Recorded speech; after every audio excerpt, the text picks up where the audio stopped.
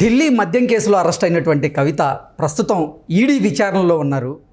అసలు కవిత అరెస్ట్ ఒక రాజకీయ కుట్ర అంటూ భిన్నమైనటువంటి వాదనలు తెరమీదకు వస్తున్నటువంటి నేపథ్యంలో రానున్నటువంటి సార్వత్రిక ఎన్నికల వరకు కవిత జైలు నుంచి బయటికి రాదు, ఆవిడికి బెయిల్ వచ్చే అవకాశమే లేదు. ఢిల్లీ మద్యం కేసులో మనీష్ సిసోడియాకి పట్టిన గతే కవితకు కూడా పట్టబోతుంది అంటూ కూడా కొన్ని వార్తలు ఇప్పుడు సోషల్ మీడియాలో చక్కర్లు కొడుతున్న నేపథ్యంలో ఈ అంశానికి సంబంధించి మనతో మాట్లాడేందుకు ప్రముఖ రాజకీయ విశ్లేషకులు కృష్ణకుమారి గారు మనతో ఉన్నారు. మేడంతో మాట్లాడదు. మేడం నమస్తే. నమస్తే మేడం, కవిత అరెస్టు పైన భిన్న వాదనలు అయితే వినపడుతూ ఉన్నాయి. కవిత అరెస్టు ఒక రాజకీయ కుట్ర అంటూ కూడా ఎక్కువగా వాదనలు వినిపిస్తున్న నేపథ్యంలో అసలు సార్వత్రిక ఎన్నికల అయిపోయే వరకు కూడా కవిత బయటకు రాదని, ఆవిడకి అసలు బెయిల్ వచ్చే అవకాశమే లేదని, మనీష్ సిసోడియాకు పట్టిన గతే కవితకు కూడా పట్టబోతోంది, ఆవిడ కూడా తీహార్ జైలుకే పరిమితం కాబోతోంది అంటూ కూడా కొన్ని వార్తలు ఇప్పుడు సోషల్ మీడియా వేదికగా చక్కర్లు కొడుతూ ఉన్నాయి. ఏంటి మేడం, అసలు నిజంగా కవితకు బెయిల్ వచ్చే అవకాశం కనపట్లేదా? అసలు ఏం జరుగుతుంది అంటే ఏం చెప్తారు? వాళ్ళు ప్రజల్లో ఈ కవిత అరెస్టు గురించి ఏం మాట్లాడుకుంటున్నారు, అసలు ప్రజల నుంచి స్పందన ఏంటి అని చూసుకుంటారు. ఈ స్పందన మనకు ఉపయోగపడేదా లేకపోతే మన మెడకు చుట్టుకునేదా? ఇది కేవలం చూసేది ఇంకిప్పుడు టీఆర్ఎస్ గెలుపోవటంలో అవుట్డేటెడ్ సబ్జెక్టు అయిపోయింది. టీఆర్ఎస్కి డిపాజిట్లు రావని బీజేపీ వాళ్ళే చెప్తున్నారు. దానికి తోడు అందులో ఎవరూ నిలబడకుండా అందరూ పెట్టేబేడ సర్దుకుంటుంది. చూస్తే అది బీజేపీ వాళ్ళు చెప్పక్కర్లా, మనలాంటి వాళ్ళకి కూడా అర్థమైపోతుంది, సామాన్య ప్రజలకు కూడా అర్థమవుతుంది. ఇప్పుడు ప్రజలకి ఇది అర్థం చేయించాలని బీజేపీ ఆలోచన కూడా. అయితే ఇప్పుడు ఈ కవితకి ఇప్పుడు బెయిల్ వచ్చింది అనుకోండి, అంటే ఇది ఏదో తూతూ మంత్రంగా చేశారు వీళ్ళు, రాజకీయ లబ్ధి కోసం జరిగిన అరెస్ట్గా భావించవచ్చు అని అనుకుంటారు అని చెప్పి ఇప్పుడు ఎంత ఇద్దరి మధ్య అండర్స్టాండింగ్లో జరిగినా ఉభయ కుశలో పరిలా ఉండాలి. ఓకే, ఇటు ఆమెకి ఉపయోగం ఉండాలి, అటు వాళ్ళకి ఉపయోగం ఉండాలి. ఇక టీఆర్ఎస్కి ఉపయోగం గురించి వాళ్ళు ఆలోచించరు. ఆమె వాళ్ళకి ఒక పావుగా ఉపయోగపడింది అంటే ఆమె ఏదో బీజేపీ మీద ప్రేమతోనో లేకపోతే ఈ దేశం కోసమో ధర్మం కోసమో చేసిందని అనుకోకర్లా. ఆమెకి ఖచ్చితంగా బీజేపీకి ఉపయోగపడటం వెనకమాల ఆమె సొంత ప్రయోజనాలు ఉన్నాయి, ఆర్థిక ప్రయోజనాలు ఉన్నాయి. పైగా నేను ఏదైనా చేయగలను అనే ఒక బరితెగింపు నుంచి వచ్చిన ఆలోచన ఇది. అంటే ఆమె ఈ సాహసం ఎందుకు చేసింది, చేయాల్సిన అవసరం ఏమొచ్చింది అంటే కేవలం డబ్బు కోసమే కాదు, ఆ డబ్బును వాళ్ళు ఆల్రెడీ చూసేశారు. కవిత లాంటి వాళ్ళు చూసేశారు. ఎవరైనా ఒక నేరం ఎక్కడి నుంచి మొదలవుతుంది, నేర స్వభావం అంటే ముందు ప్రాథమిక అవసరాల నుంచి మొదలయ్యి ఆ తరువాత చుట్టూ మన చుట్టూ ఉన్న వారి మీద ఆధిపత్యంతో ఇంకా ముందుకెళ్ళి ఆ తర్వాత నేను ఏమైనా చేయగలను, నేనేం చేసినా నన్ను ఎవరు ఏమీ చేయలేరు అనే ఒక మనస్తత్వం దగ్గర దాకా వెళ్ళిపోతేనే ఇంతటి సాహసాలు చేస్తారు ఎవరైనా సరే. వీళ్ళందరూ పుట్టుకతోనే నేరస్తులుగా పుడతారని చెప్పలేము, కానీ ఒక మనిషికి స్వార్థ స్వభావం, నేర స్వభావం ఖచ్చితంగా ఉంటుంది పుట్టుకతోనే. ఆ వైర స్వభావం ఇవన్నీ ఉంటాయి, ప్రతి శిశువుకి ఉంటాయి. మీరు అందుకే చూడండి, చిన్నప్పుడు సిబ్లింగ్ రైవలరీ అంటారు. అక్క చెల్లెళ్ళ మధ్య, అన్నా తమ్ముళ్ళ మధ్యన ఒక రైవలరీ నడుస్తూ ఉంటుంది. కానీ అది చాలా ఆరోగ్యవంతమైన రైవలరీ ఉంటుంది. అసలు సిబ్లింగ్ రైవలరీ లేకపోతేనే వీడిలో ఏదో లోపం ఉంది అని అనుకునేటట్లు అది చాలా సర్వసాధారణంగా ఉంటుంది. కానీ పెరుగుతున్న కొద్దీ ఈ రైవలరీ స్థానంలో ప్రేమాభిమానాలు వస్తాయి, కొంతమందికి రావు, అది వేరే విషయం. అయితే ఈ మనస్తత్వంలో ఎవరికైతే ఈ నేర స్వభావాన్ని, ఇది తప్పు, ఇది చెయ్యొద్దు, చెయ్యకూడదు అని మన మనసులోనే చెప్తూ ఉంటుంది. మనసు ఒకదాని మీద ఒకటి ఫైటింగ్ నడుస్తూ ఉంటుంది. ఎప్పుడైతే నువ్వు ఏం చేసినా పర్వాలేదు, నీకేం కాదు అనేది ఒక డామినేటింగ్ ఫినామినాగా ముందుకు వచ్చింది అనుకోండి, ఇంకా మనిషి నేరాలు చేయడానికి వెరవడు. ఇప్పుడు కరుడుగట్టిన నేరస్తులు అంటారు, నొటోరియస్ క్రిమినల్స్ అంటారు. ఈ నొటోరియల్ క్రిమినల్స్ అలాగే తయారవుతారు. వాళ్ళ మనస్తత్వంలో ఎక్కడో ఉన్నది. ఏదైనా ఒక పని చేసినప్పుడు అది ప్యాంపర్ అంటే ఎక్కడ దొరకలేదు అనుకోండి, ఒక జాయ్ఫుల్నెస్ వచ్చేస్తుంది వాళ్ళకి. అంటే వాళ్ళు సాటిస్ఫై అవుతారు. అది పదే పదే పదే పదే కావాలనుకుంటారు. ఆ కావాలనుకోవడంలో నుంచే ఇవన్నీ ఇలా పుట్టుకొస్తూ ఉంటారు. వీళ్ళు పుట్టుకొచ్చి చేస్తూ ఉంటారు. అయితే కొంతమంది చాలా పాలిష్డ్గా కనిపిస్తారు. కొంతమంది వీడు ఖచ్చితంగా చూడగానే నేరం చేశాడు అని అనిపించేలా ఉంటాడు. ఏది ఏమైనప్పటికీ ఇవాళ ఈ టెక్నాలజీ పెరగడం వల్ల కావచ్చు, రాజకీయాల్లో అవకాశాలు పెరగడం వల్ల కావచ్చు, ప్రపంచాన్ని ఎక్కువ చూడటం వల్ల కావచ్చు, ఆడవాళ్ళు కూడా నేరాలు చేయడానికి వెరవట్లేదు, వెనకడుగు వెయ్యట్లేదు. ఇప్పుడు ఒకప్పుడు ఆడవాళ్ళ నేరాలు గురించి పేపర్లో మనం చూడాలి అంటే ఎప్పుడన్నా ఒకటి చూసేవాళ్ళం. ఇప్పుడు పేజీ తిరగేస్తే చాలు మనకి మగవాళ్ళతో సమానంగా, అంత పెద్ద స్థాయిలో చేయకపోవచ్చు కానీ ఒక్కటైతే తేడా ఉంది. అదేంటి అంటే ఏ స్త్రీ సాయం లేకుండా కూడా ఒక నలుగురు పురుషులు ఒక గ్యాంగ్ లాగా ఏర్పడి నేరాలు చేయగలరు, ఒంటరిగానూ చేయగలరు. కానీ ఒక స్త్రీ మట్టుకు ఒంటరిగా నేరం చేయడానికి కొంచెం కష్టమైన విషయమే. ఒక గ్యాంగ్లోకి వెళ్ళి నేరం చేయడం అనేది ఇవాళ బాగా పెరిగిపోయింది.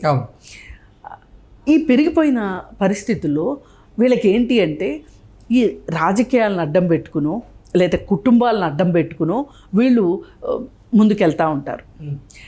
ఇప్పుడు మనం ఈ కవిత దగ్గరకు వచ్చి ఆగితే, ఇప్పుడు తోటకూర దొంగతనం దగ్గరే పిల్లల్ని కట్టడి చేయాలి అని చెప్తారు. అది ఒక చాలా మామూలు పరిభాషలో ఒక చిన్న సామెత లాంటిది. కానీ కవిత విషయంలో 100కి 100 పాళ్ళు అది వాస్తవం. ఆమె ఉద్యమ సమయంలో ఆమె ఎన్నెన్ని దురాగతాలు చేసిందో కేసీఆర్కి తెలియక జరిగినాయా ఆయనకు తెలుసు. తెలిసినా కానీ ఆ వేళ కవిత రాజకీయ అవసరం కేసీఆర్కి. అధికారంలోకి రావాలి అంటే కవిత ఒక మూలస్తంభం, కేటీఆర్ ఒక మూలస్తంభం, హరీష్ రావు ఒక మూలస్తంభం, కేసీఆర్ ఒక మూలస్తంభం. ఈ నలుగురు 4 స్తంభాలుగా ఏర్పడి ఉద్యమంలో మిగతా వాళ్ళందరూ ఎంత చేశారో అసలు ఆ టీఆర్ఎస్ పార్టీ పెట్టినరోజు ఉన్నవాళ్ళు ఇవాళ లేరు. ఎవరి ఇల్లు అయితే పార్టీ కార్యాలయమో వాళ్ళు లేరు. ఎవ్వరూ లేకుండా మొత్తం వాళ్ళు చేజిక్కించుకున్నారు. చేజిచ్చుకున్న తర్వాత ఈ నలుగురికి ఒకళ్ళ రహస్యాలు ఒకళ్ళకి తెలుసు. అందుకే ఈ నలుగురు ఎవరు ఏం చేసినా కానీ చెప్పలేరు, రెండో వాళ్ళని కట్టడి చేయలేరు. ఇక్కడ ఇంత పకడ్బందీగా, నేను స్కాముల గురించే చెప్తున్నా, మిగతా వాటన్నిటి గురించి కాదు. స్కాములు చేయగలుగుతున్నారు వాళ్ళు ఇంత పకడ్బందీగా అంటే కారణం ఇదే. ఈ నలుగురికి తెలుసు. ఒకరి కనుసన్నల్లో ఒకరు చేసుకుంటూ వచ్చారు. ఆ రోజే ఈయన కేసీఆర్ నికార్సైన నాయకుడు అయ్యి ఉంటే కనుక కవిత అలా షాపులకు వెళ్ళి గోల్డ్ తెచ్చుకోవడము, షాపులకు వెళ్ళి బట్టలు తెచ్చుకోవడము, అలాగే తెలంగాణ జాగృతి పేరుతోటి విదేశాలు వెళ్ళడము, అక్కడి నుంచి విరాళాలు వసూలు చేయటము తెలంగాణ కోసం, ఏది ఉద్యమం కోసం, అవన్నీ తన సొంత ఖాతాలో వేసుకోవటం. అది చేసేటప్పుడు కవిత ఒక 2 బెడ్రూమ్ అపార్ట్మెంట్లో రెంట్కు ఉండటం. అది కూడా ఎక్కడ ఆర్టీసీ క్రాస్ రోడ్స్లో రెంటెడ్ అపార్ట్మెంట్లో ఉండేది. అక్కడి నుంచి ఇవాళ మధ్యలో చాలా చాలా ఇళ్ళు మారి ఇవాళ ఒక 200 కోట్ల భవంతిలోకి మారడం వెనకమాల ఆమె ప్రస్థానం మొత్తం చూస్తే గనక మనకి కేసీఆర్ ఎంత ఉపేక్షించాడు అనేది అర్థమవుతుంది. ఈరోజు కేసీఆర్ కవిత వల్ల కేసీఆర్ పరువు పోయింది అని ఎవరెవరో మాట్లాడుతున్నారు. నేను దానికి ఏకీభవించను, ఎట్టి పరిస్థితుల్లో ఏకీభవించను. అసలు కేసీఆర్ పరువు పోవటానికి కేసీఆర్ గొయ్యి కేసీఆరే తవ్వుకున్నాడు. ఓకే, అదే ఇంత ఇంత అధికారం పిచ్చి, ఇంత డబ్బులు పిచ్చి గనక కేసీఆర్కి లేకపోయి ఉన్నట్లయితే గనక అసలు కేసీఆర్కి దళితుడిని సీఎంను చేస్తాను అని చెప్పి అబద్ధాలు చెప్పి అధికారంలోకి రావాల్సిన అవసరం లేదు. 3 ఎకరాల భూమి ఇస్తానని చెప్పి అధికారంలోకి రావాల్సిన అవసరం లేదు. అదే ఆయన నిఖార్సుగా ఉద్యమమే చేసి ఉంటే ఇన్ని అబద్ధాలు అవసరమయ్యాయి కాదు. ఓకే, ప్రజలందరికీ ఖచ్చితంగా తెలుసు ఇది కేసీఆర్ తీసుకొచ్చే తెలంగాణ కాదు, కేసీఆర్ ఒక్కడ వల్లే అవ్వలేదు, కేసీఆర్ ముందున్నాడు అంతవరకే, కానీ చాలామంది ముందున్నారు, ఎంతోమంది ప్రాణత్యాగాలు చేశారు. పైగా శ్రీకాంతాచారి పెట్రోల్ పోసుకుని తగలబెట్టుకుంటే అతను నిజానికి తగలబెట్టుకోలే. ఈ రోజుకి ఆ వాస్తవం బయటికి వస్తూనే ఉంది. అతనికి చెప్పారు అందులో నీళ్లుంటాయి అని, కానీ పెట్రోల్ ఇచ్చారు. పెట్రోల్ ఇచ్చారు అని తెలిస్తే అతను అగ్గిపుల్ల గీసుకునేవాడు కాదు. ఇవాళ మల మంటల్లో మాడిపోయాడు. ఆ తల్లి ఎంత ఆక్రోశించుంటుంది. అమాయకమైన తెలంగాణ సమాజం మొత్తం కూడా నీరాజనాలు పలికింది ఎవరికి? శ్రీకాంతాచారికి. కానీ శ్రీకాంతాచారి చావుకి ఒక అర్థం పరమార్థం లేకుండా చేశారు. ఆ పిచ్చి తల్లి వచ్చి నా కొడుకు ఎలాగూ చనిపోయాడు అని చెప్పి ఏమన్నా చెయ్యాలి అని ఒక చాలామంది సలహా కూడా చెప్పారు. శ్రీకాంతాచారి ఒక ఘటన ఒక మలుపు తిప్పింది తెలంగాణ ఉద్యమాన్ని. ఆ కుటుంబానికి ఏమైనా చెయ్యాలి అంటే ఆయన ఇచ్చిన ఆన్సర్ ఏంటో తెలుసా అండి? వేరే వాళ్ళందరూ చాలామంది వచ్చారు. ఇవాళ మనము ఈ తెలంగాణని బతికించుకోవాలి అంటే, ఈ రోజుల పురిటి బిడ్డను బతికించుకోవాలి అంటే గనక మనము చాలా వ్యూహాత్మకంగా ముందుకెళ్ళాలి. దీనికి చాలామంది త్యాగాలు అవసరం, చాలా కుటుంబాలు త్యాగం చేయాల్సి ఉంటుంది. ఇలాంటి పిచ్చి మాటలన్నీ మాట్లాడి కేసీఆర్ తన కుటుంబానికే పదవులు ఇచ్చుకున్నాడు. మరి నిజంగా శ్రీకాంతాచారి ఆత్మ క్షోభించదంటారా? అంటే నేను నమ్ముతానా లేదా అనేది వేరే విషయం. రాజశ్యామల యోగాలు చేసే దేవుళ్ళు 24 గంటలు దేవుళ్ళు నమ్మే మీకు ఆ మాత్రం పాపభీతుడితో ఉండాలి కదా. ఇవాళ నీ కూతురు జైల్లో కూర్చొని ఏడుస్తుంది అంటే, పరువు పోయింది అంటే, అందుకే నేను పరువు పోయిందని దానికి ఒప్పుకోవట్లేదు. మీ పాపం వెంటాడింది. శ్రీకాంతాచారి ఆత్మ ఆ ఈడీ ఆఫీస్ చుట్టూనే తిరుగుతుంది. ఓకే, ఈడీ ఆఫీస్ చుట్టూనే తిరిగి ఇంకా ఇంకా ఇంకా ఏడిపిస్తుంది, వదలదు మిమ్మల్ని. మీ 4 కుటుంబాలు బతికున్నంత వరకు శ్రీకాంతాచారి ఆత్మ మీ చుట్టూతోనే తిరుగుతుంది, మిమ్మల్ని బలి తీసుకోకుండా మట్టుకు వదలదు. ఓకే, అంటే ఈ ఢిల్లీ లిక్కర్ స్కామ్ లో కవితకి బెయిల్ వచ్చే అవకాశమే లేదు. ఒకవేళ చట్ట ప్రకారం వచ్చే అవకాశం ఉన్నా కానీ మోడీ రానివ్వడు, మోడీ బెయిల్ ఇవ్వనివ్వడు. అంటే సార్వత్రిక ఎన్నికలు పూర్తయ్యే వరకు అసలు బెయిల్ రాదంట. సార్వత్రిక ఎన్నికల ఎజెండాగానే కవిత అరెస్ట్ జరిగింది అంటే దీని అర్థం కవితకి ఏ పాపము తెలియదని నేను అనదలుచుకోవట్లేదు. నా ఉద్దేశం అది కాదు.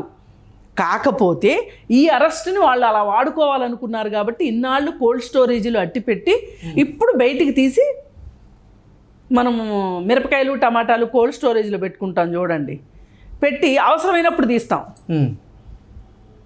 సో కవిత అరెస్ట్ రాజకీయ డ్రామా అంటారు? ఖచ్చితంగా రాజకీయ డ్రామానే. ఆమె కక్కుర్తుపడింది వాస్తవం, పిల్లి పేరాసుకెళ్ళింది వాస్తవం, మూతి కాల్చుకున్నది వాస్తవం. వాళ్ళు ఇచ్చే 1000 కోట్ల కోసం 100 కోట్లు పెట్టుబడి పెట్టింది. ఓకే, 1000 కోట్లు వస్తాయని 100 కోట్లు పెట్టుబడి పెట్టింది. ఇవాళ అందుకోసం లోపలికి వెళ్ళి కూర్చుంది. ఇవాళ కవిత ఆస్తులు 20,000 కోట్లు అని చాలామంది చెప్తున్నారు. 20,000 కోట్లు కాదు, 1000 కోట్లే అనుకుందాం. 1000 కోట్లు ఉంటే నీకు 100 కోట్లు అవసరమా? అసలు 1000 కోట్లు అవసరం ఒక మనిషికి?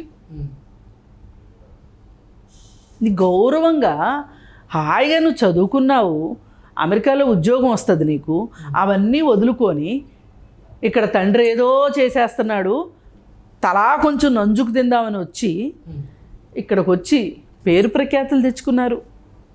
కూర్చుంటే మీడియా, నుంచుంటే మీడియా, ఆస్తులు, బట్టలు, డైమండ్లు, బంగారాలు, విలాసాలు ఇన్ని చేశారు కదా. ఇంకా ఇంకా మీకు తృప్తి లేక కక్కుర్తి పడినందుకు గాను ఈవేళ తిహార్ జైలుకి వెళ్ళబోతున్నారు. ఎందుకంటే పాపము వెంటాడకుండా ఉండదు. Okay madam. ఇన్వర్టెడ్ కామర్స్లో మళ్ళీ చెప్తున్నా, ఈ పాపాలు పుణ్యాలు ఆత్మలు వెంటాడటాలు ఇవన్నీ వాళ్ళ కంటెస్ట్లోనే మాట్లాడుతున్నా నేను. ఎందుకంటే వాళ్ళు నమ్ముతున్నారు కదా దేవుణ్ణి.